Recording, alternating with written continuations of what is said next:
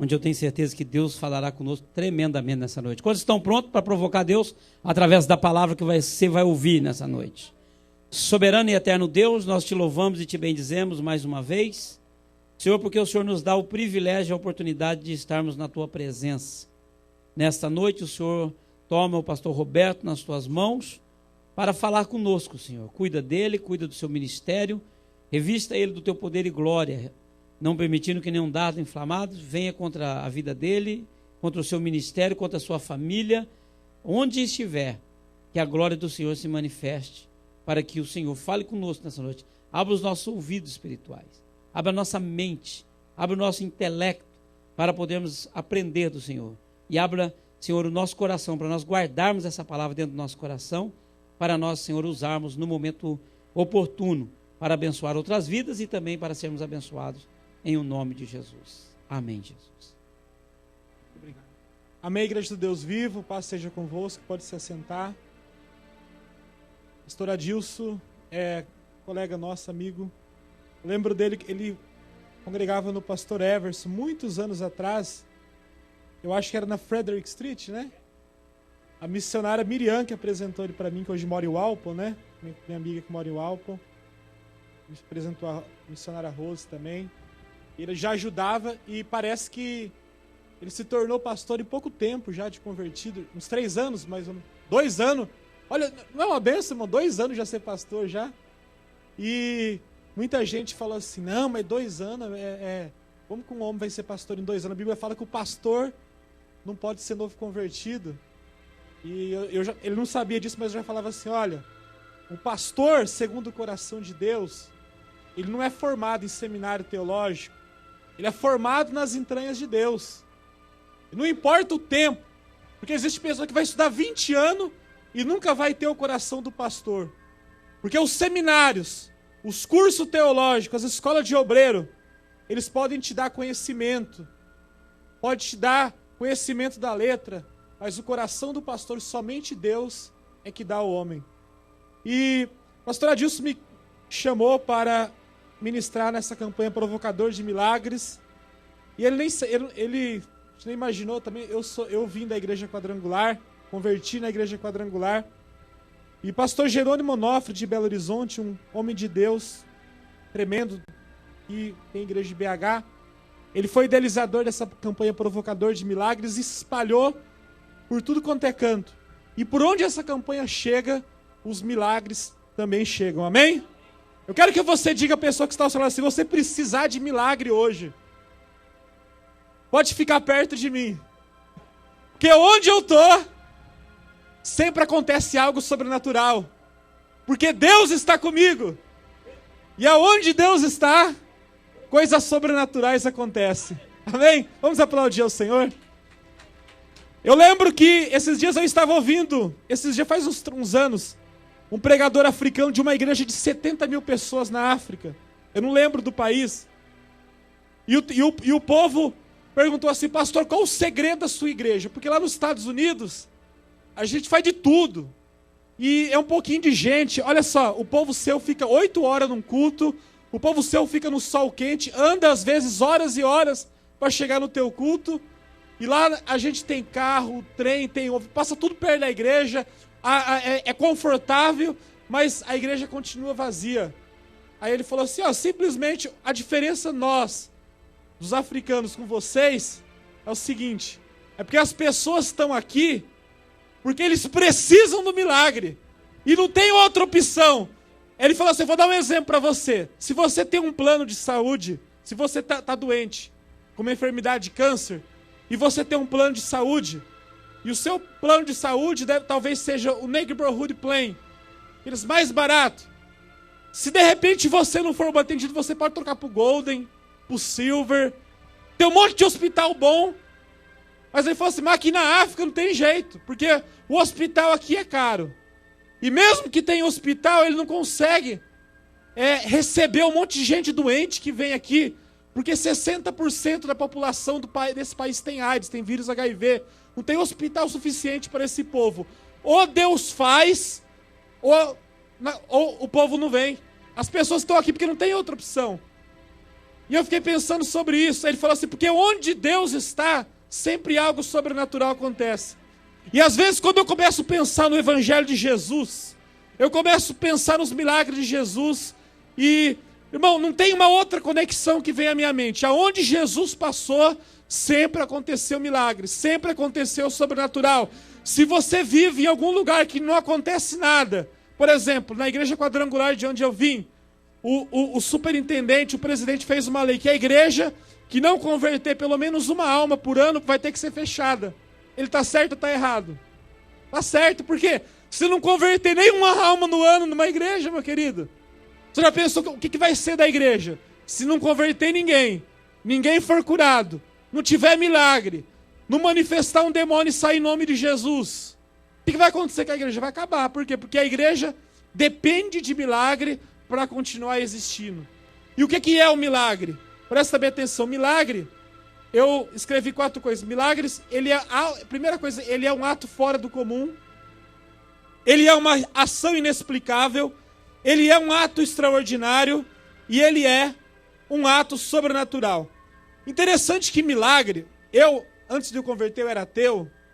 E tem uma coisa que atrai até o ateu. Se o ateu ficar sabendo que numa concentração vai ter milagres, o ateu vai ou não vai? Vai. Porque o ateu também quer ver milagre.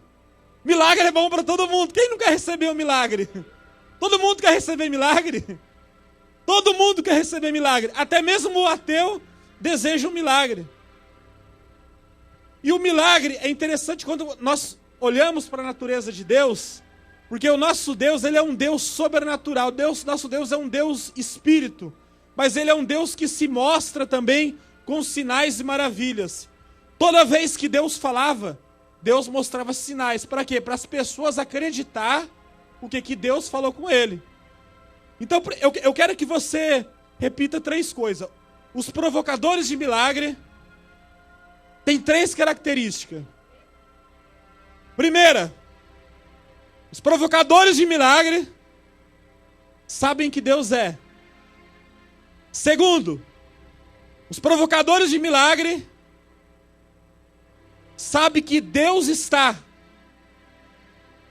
E em terceiro, os provocadores de milagre sabem que Deus faz, sabem que Deus realiza, sabem que Deus opera. Amém. Então, quando eu olho para isso, primeira coisa, quando Deus ele fala com Moisés, e Moisés ele fala assim, quando ele fala sobre o chamado, e Moisés fica assim, mas e se eu for falar essa mensagem e eles não acreditar? Aí Deus fala assim, diga assim, eu sou, me enviou a vós. Então presta atenção nisso, meu querido. Você está precisando de cura? Eu sou a cura. Você está precisando de perdão? Eu sou o perdão. Você está precisando de pastor? Eu sou Jeová Raá. Você está precisando de paz? Eu sou Jeová Shalom. Enfim, quando Moisés fosse entregar uma mensagem ao faraó, fosse entregar uma mensagem que Deus iria tirar o povo dele, ele teria que dizer assim, eu sou, me enviou a vós. Então, eu quero que você entenda que Deus, ele é tudo que você precisa. Ele pode tudo que você precisa. Ele realiza tudo que você precisa. Ele faz tudo que você precisa. Ele é tudo que você precisa. Ele é perdão, ele é cura. Osborne, ele escreveu um livro que, esse livro marcou muito a minha vida.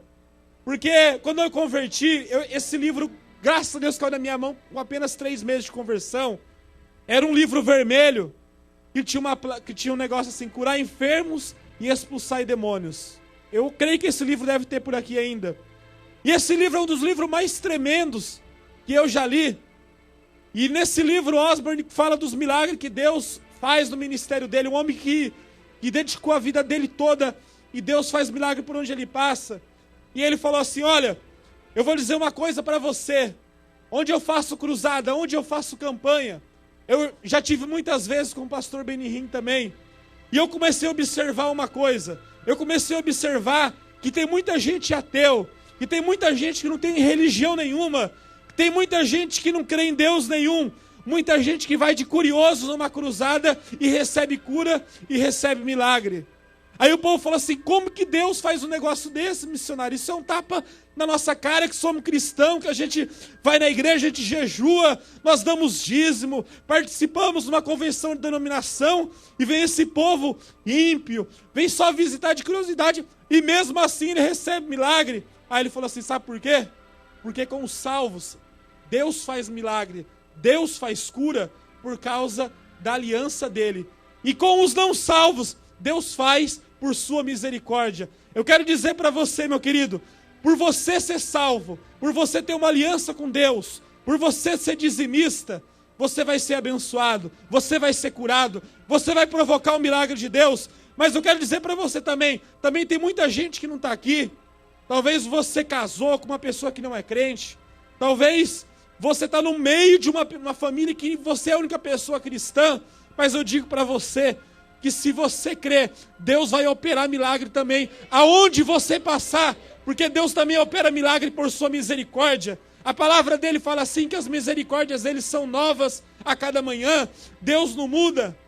Bendiz, ó minha alma, ao Senhor, e não te esqueça de nenhum dos teus benefícios. É Ele que perdoa os meus pecados, e Ele que sara as minhas enfermidades. Em segundo lugar, Deus, Ele está aonde eu estou. Isso é poderoso. Primeira coisa, eu falei o seguinte, que Deus é tudo que você precisa. A segunda característica, Deus está aonde você está. Por isso que é importante, porque quando Jesus ele fala do templo, olha só, todos os homens grandes, os homens de Deus, nós queremos fazer um templo muito grande, reunir muita gente, e não tem nenhum problema disso. Mas Jesus ele fala o seguinte, que na nova aliança, ele fala assim, olha, eu vou destruir esse templo e eu vou reedificar em 3 dias. Aí a Bíblia fala assim, ele falava do corpo. Paulo fala assim que o nosso corpo é templo do Espírito Santo. Isso quer dizer, meu querido, que aonde você está, a presença de Deus está com você. Eu gosto desse texto porque eu me lembro de Pedro, eu me lembro de Paulo, que eram os apóstolos de Jesus, e eles eram apóstolos de verdade mesmo. Presta bem atenção, eu fico vendo os apóstolos de hoje, de 2012, e os apóstolos igual Pedro e João. Por exemplo, os apóstolos de antigamente não tinha muito dinheiro.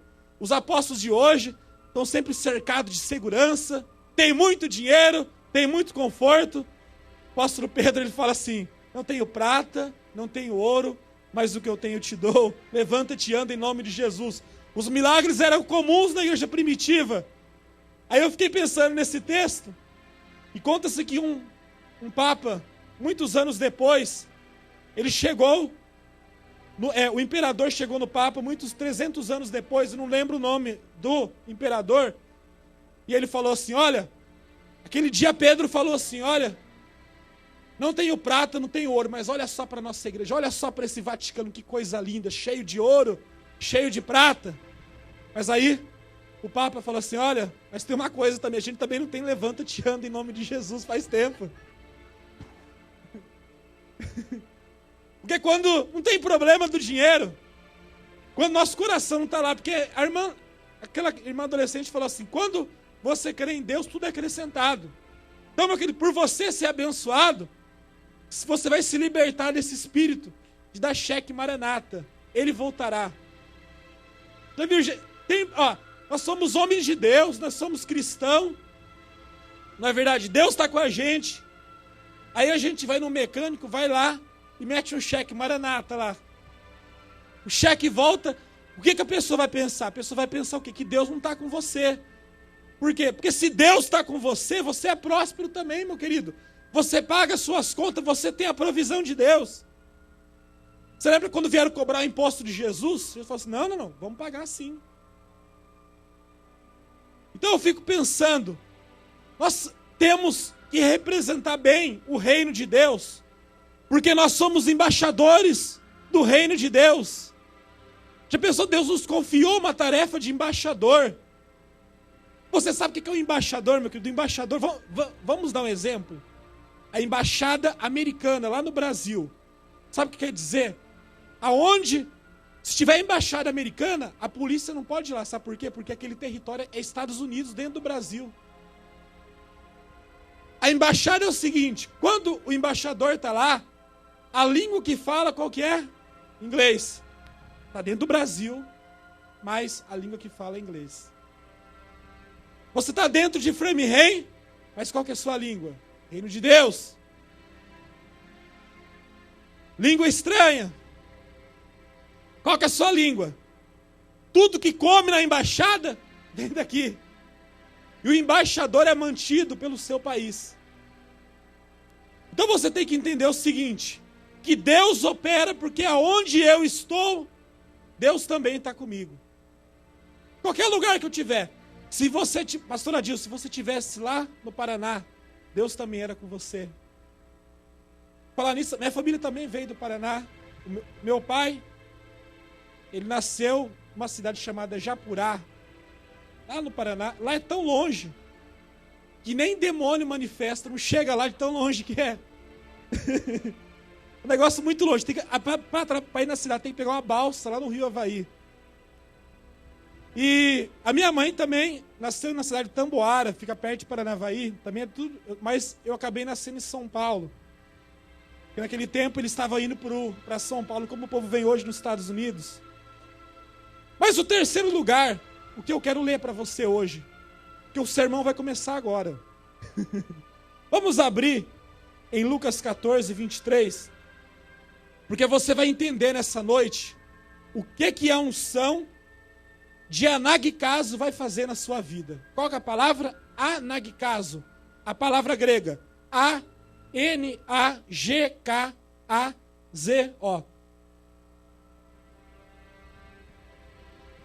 Tem como colocar essa palavra no screen da igreja? Não, né?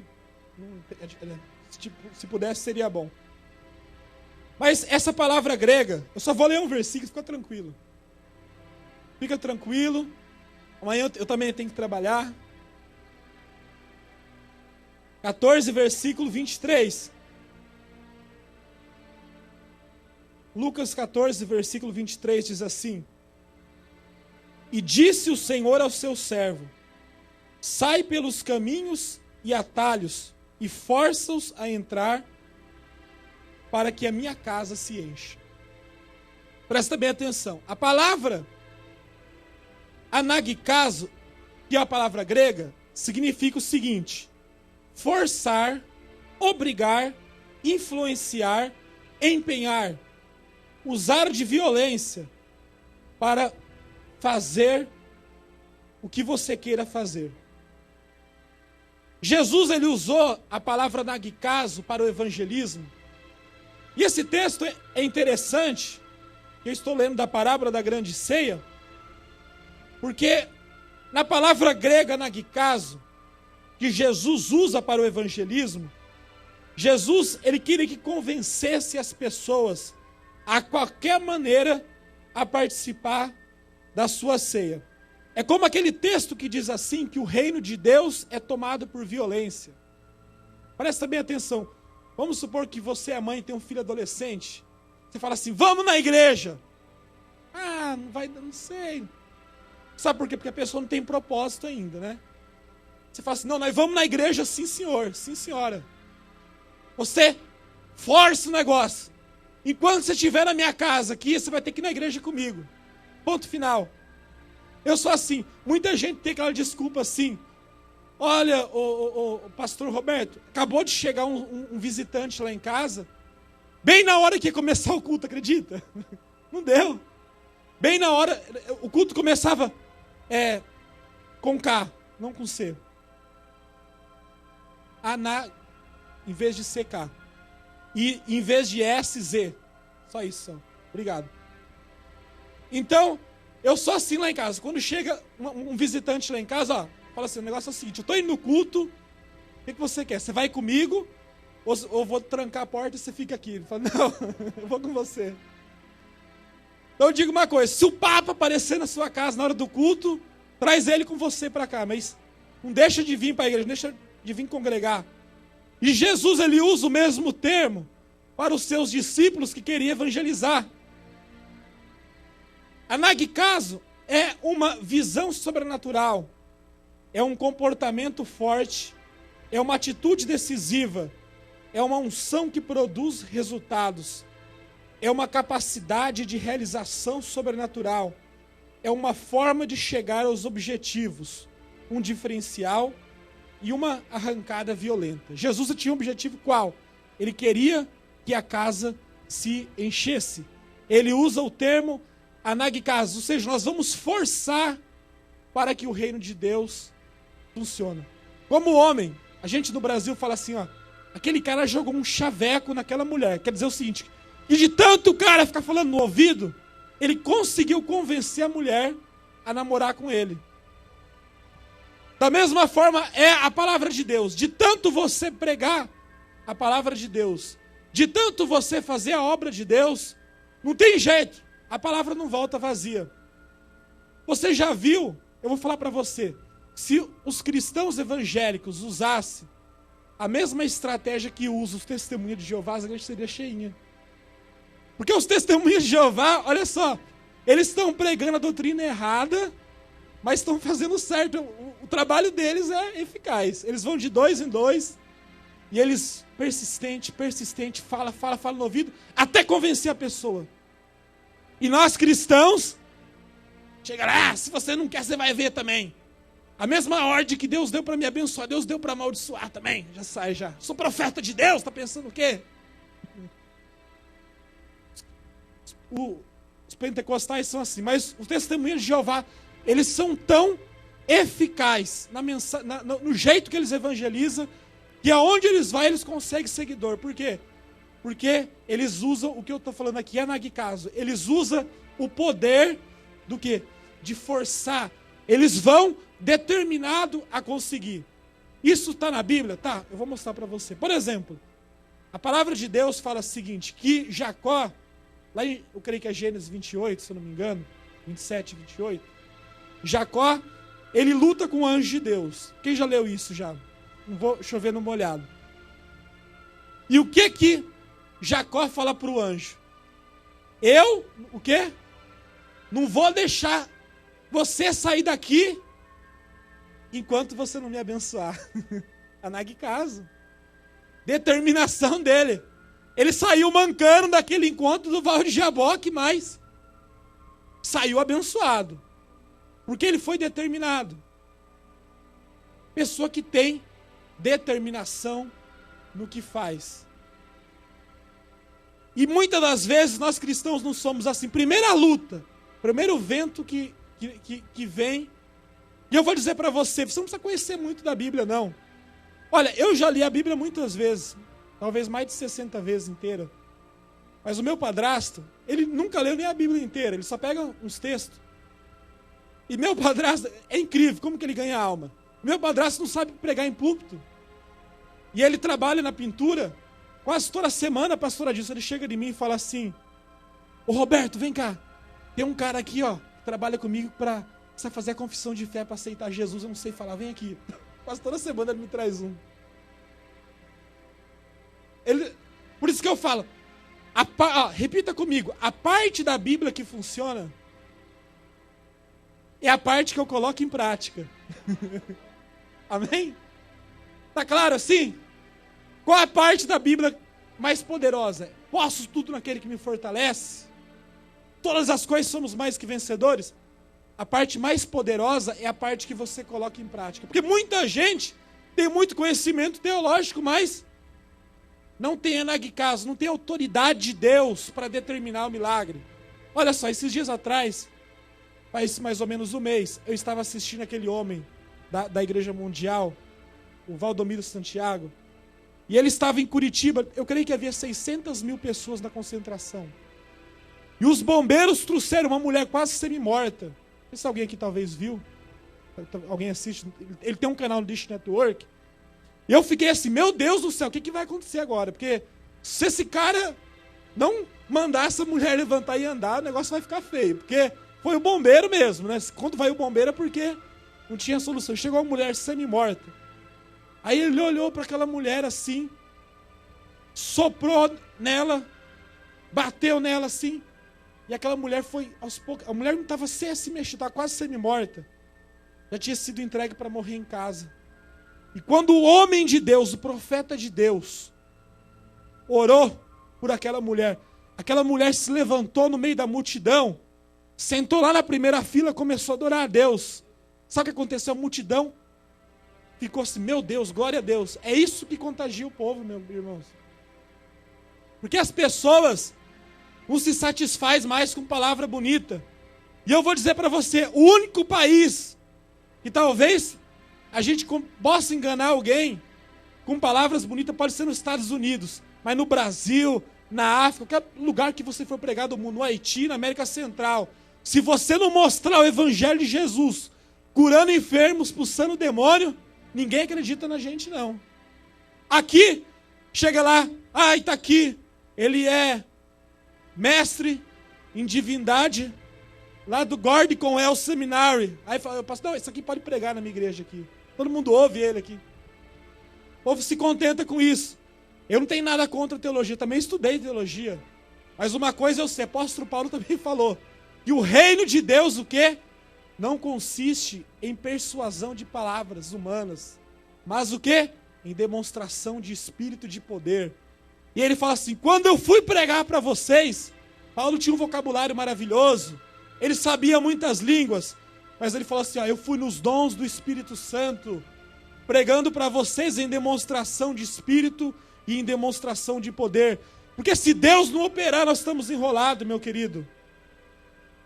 Eu quero dizer para você, nessa parábola, aguenta aí mais 10 minutos só. Eu quero que você levanta do seu lugar e você olha para essa palavra aqui. Levanta do seu lugar só por um minuto só. E você vai levantar sua mão direita. E você vai usar agora a sua fé. Eu só vou dar um minuto para você. Você já está ouvindo a palavra, a fé vem pelo ouvir.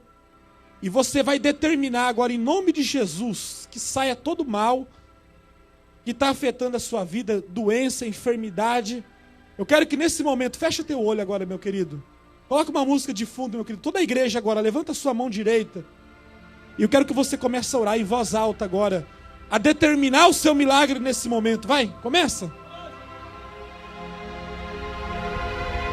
Levanta a música, irmão. Deixa o povo orar. Senhor, eu determino, Senhor, um grande milagre nessa noite, Senhor. Nós não queremos palavras bonitas, Senhor. Nós queremos a manifestação da sua glória.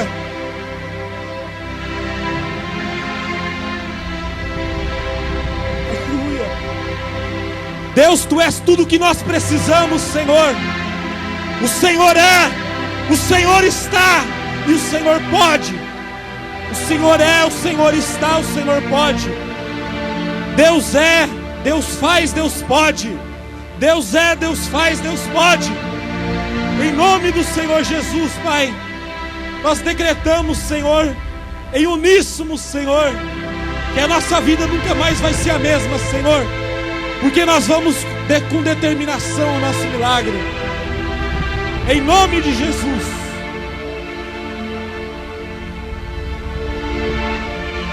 Anague caso de Deus na sua vida, meu querido. Você vai usar a sua fé para ligar o natural ao sobrenatural. Pode sentar no seu lugar que eu vou terminar daqui a pouco. Primeira palavra fala da Santa Ceia. Jesus, ele fala para os discípulos chamar as pessoas a participar da ceia, mas um fala assim, eu casei e não posso ir. Não é verdade? Minha mulher está grávida, eu não posso ir na igreja hoje. Quem já ouviu essa desculpa, né? Mas sua mulher, mas eu tenho que ficar com ela também, né? Porque se eu vou e ela fica, sabe como que ela era. Casei e não posso ir. Comprei um campo e preciso ver. Rapaz, eu comprei um carro, preciso andar. Verãozão, só tem 3 meses só. Se eu não for em Hampton Beach, Newport, agora, tem que ir agora mesmo. Então, esse fim de semana não dá para ir na igreja, não. Eu vou mandar um text message para pastor Adilson, lá de Newport. Pastor Adilson. Ainda tem gente que manda uma foto ainda no iPhone, né? Estou em Newport. Não quero nem saber, meu querido. Não, pior é que isso. Tem gente, estou na CVS, não quero nem saber se está na CVS. Não quero saber a sua vida, não. Estou no Walgreens, estou no McDonald's. Para mim é a coisa mais comum do mundo, uma pessoa estar nesses lugares. Então, outro fala assim, comprei 5 juntas de boi e preciso experimentá-lo e não posso ir. Todo mundo usou uma desculpa para não participar da ceia. Na segunda tentativa, os convidados, Jesus fala assim, fala o seguinte, chama os mendigos, os cegos, os coxos. Sabe, lá no Brasil, o meu pastor da Quadrangular, sabe o que ele fazia para conseguir gente para a igreja? Ele fazia um sopão. Ele fazia a campanha de quinta-feira, era 7 horas, e o sopão 6 horas. Então, só a igreja indo já eram uns 200. Com o sopão de graça, é 500 pessoas na campanha. Porque fala a verdade, onde tem comida, fala assim, ajuda também, né? Jesus, aonde ele pregava, ele multiplicava pão. A palavra fala assim que os discípulos estavam unidos no partir do pão, né? Então, comida parece que atrai gente também. E a palavra de Deus fala assim que eles chamaram mendigo, cego, coxo. Mas mesmo assim, só alguns foram. Mas na terceira tentativa, os discípulos usaram o anaguicaso de Deus. Uma pessoa falou o seguinte, olha Roberto, o seu problema é que você fica no meio dos lobos, você condiz com eles e não faz nada, porque 98% das igrejas, me falaram domingo, estão pregando o evangelho errado. Aí eu falei assim, olha, mas a palavra de Deus fala assim que Jesus ele mandou os apóstolos como ovelha em meio aos lobos. Sempre houve lobo, sempre haverá. Mas o negócio meu é pregar o evangelho, meu querido. Tem igreja que fica aí, as pessoas, pastor pegando no pé, quer que o cara seja mais santo do que Deus. Nem ele mesmo é. E fica assim, porque na minha igreja o que importa é qualidade, não é quantidade. É da quantidade que se tira a qualidade. Se tiver 100 pessoas, o que a palavra fala assim? De cada 4 terras, apenas uma terra é terra fértil. E eu prefiro o pecador dentro da igreja do que fora, porque pelo menos dentro da igreja, uma hora ele ouve a palavra de Deus e muda de vida. Agora se estiver lá na boate, dançando, como que ele vai ouvir a palavra de Deus? E a palavra de Deus fala assim, que os discípulos foram. O que aconteceu? Quando eles tomaram o quê? Uma força brutal. Aí Jesus fala assim, aquela palavra de 14:28. Sai pelos caminhos e atalhos e obriga-o a todos a entrar para que a minha casa fique cheia. Então, meu querido, a partir de hoje você vai ter determinação no que você faz. Sabe por quê? Porque aonde você tocar as suas mãos, você é abençoado, porque Deus está aonde você está. Eu quero dizer para você, estava lendo um negócio que eu achei interessante, mas a verdade é o seguinte, meu querido. Na mão de Moisés, olha só, o que era um galho de árvore? O que é um galho de árvore para nós aqui? Um galho de árvore para nós, talvez para espantar, bater num cachorro, sei lá, jogar o cachorro para fora do barraco. Mas na mão de Moisés, era instrumento que Deus usou para abrir o Mar Vermelho. Depende das mãos que está. Na nossa mão, um estilingue pode ser apenas para matar um passarinho. Mas na mão de Davi e na mão de Deus, foi o que Deus usou para derrubar o gigante Golias. Fala assim, depende nas mãos de quem está. Na mão do menino, 5 pães e 2 peixinhos. Mas na mão de Jesus, o quê? Alimento para mais de 5.000 homens. Depende das mãos de quem está. Na mão do profeta Elias, um pouco de óleo, um punhado de farinha. Mas quando cai na mão do profeta de Samaria, quando cai na mão do profeta Elias, aquilo lá, Deus multiplicou, porque ela foi lá e deu para o profeta primeiro. Nas mãos da mulher viúva, apenas um pouquinho de azeite. Mas quando cai no profeta Eliseu, aquele azeite é suficiente para encher todas as vasilhas da sua casa, todas as do vizinho, e ela pode pagar todas as contas e viver ainda do resto. Sabe por quê? Porque depende nas mãos de quem está. Prego nas minhas mãos pode significar a construção de uma casa, mas prego nas mãos de Jesus, do meu Salvador, significa a salvação do mundo inteiro. Depende nas mãos de quem está.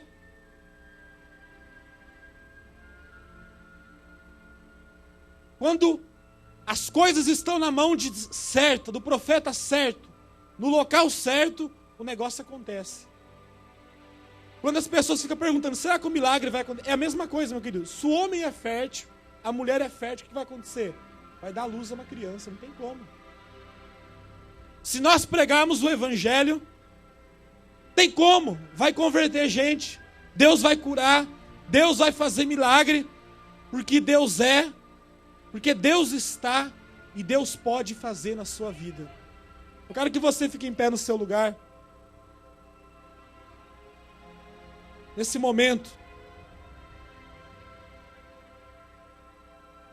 eu quero que todos venham aqui na frente. A pessoa do som vai colocar uma música, um louvor, Deus colocar no teu coração. Pode vir todos aqui na frente. E eu quero o pastor Adilson aqui na minha frente. Pastor Adilson que